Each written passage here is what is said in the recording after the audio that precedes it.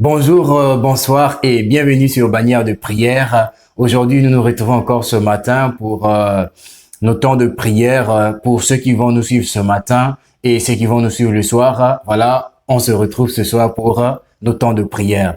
Donc, nous sommes dans le livre de Luc 15, le verset 11.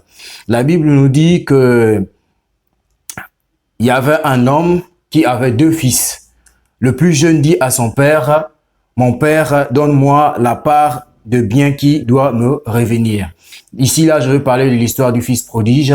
Voilà, je vais pas totalement lire parce que c'est long, de 15 jusqu'à 25 et de 11 jusqu'à 25, c'est un peu long, les versets.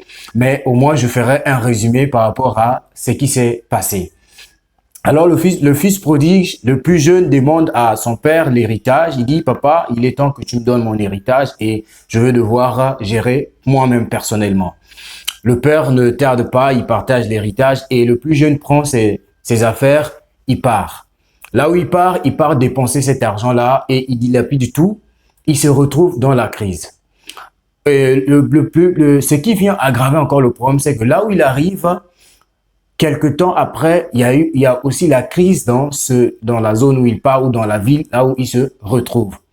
Après, la Bible nous dit que quelque temps après, il est parti se mettre au service d'une personne pour travailler pour lui, pour pouvoir gagner un peu d'argent et pouvoir survivre. Mais, il y a quelque chose qui se passe, c'est que il reste là-bas, il n'arrive pas à bien gérer parce que, il était en train de voir combien de fois il était en train de faire le parallélisme entre ce qu'il vivait dans la maison de son père et ce qu'il était en train de vivre là-bas en tant que travailleur pour ce monsieur-là. C'est que même les porcs mangeaient, lui, il enviait ça.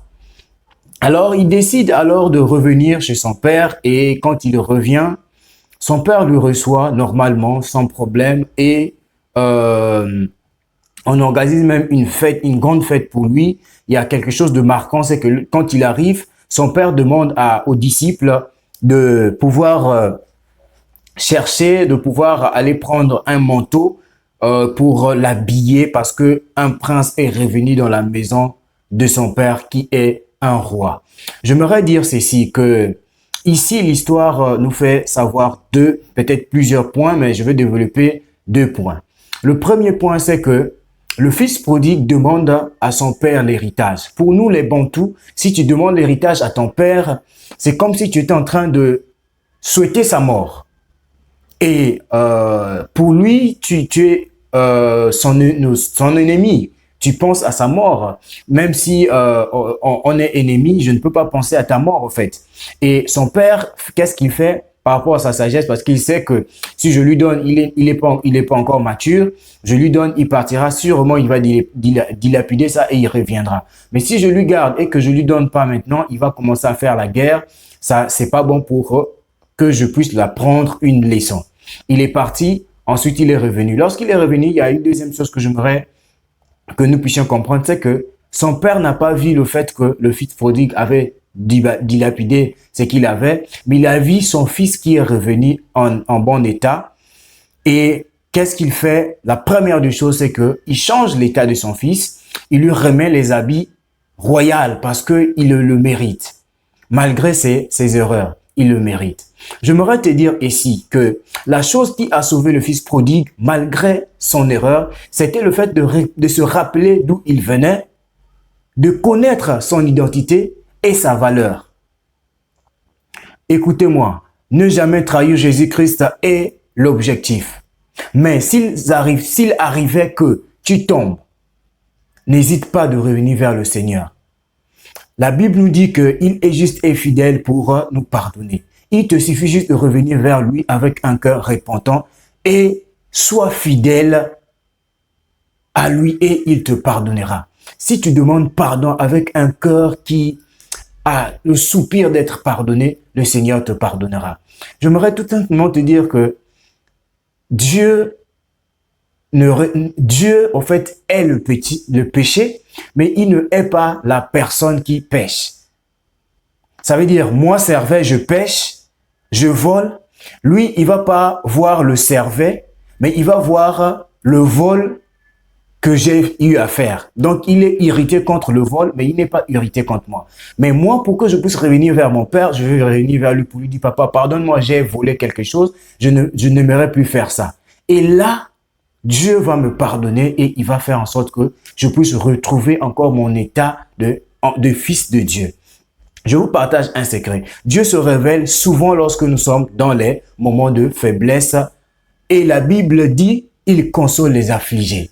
J'aimerais te dire que quel que soit ce que tu as eu à faire, quelles que soient les erreurs que tu as eu à faire, quel que soit le péché que tu as eu à faire, reviens vers lui, il va te pardonner, il va te restaurer.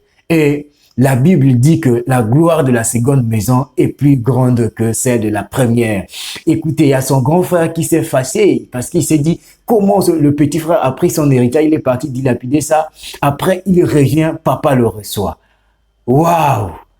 Or, nous allons prier et j'aimerais tout simplement que tu sois concentré pour la prière que nous allons faire.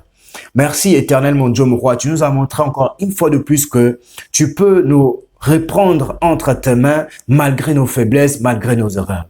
Père, comme le fils prodigue était revenu dans ta maison malgré la saleté, tu l'as lavé. Père, je prie maintenant dans le nom puissant de Jésus que tous ceux, Père éternel mon Dieu, mon roi, qui ont été Père éternel, mon Dieu, mon roi, embourbé par Satan dans le péché, je prie que tu les délivres au nom puissant de Jésus. Seigneur, je prie, éternel, mon Dieu, mon roi, que toutes les fois que les gens sont tombés et ils sont culpabilisés, Père, pour revenir vers toi, Seigneur, je prie que tu les convaincs, Seigneur, pour revenir vers toi avec des cœurs repentants, Seigneur.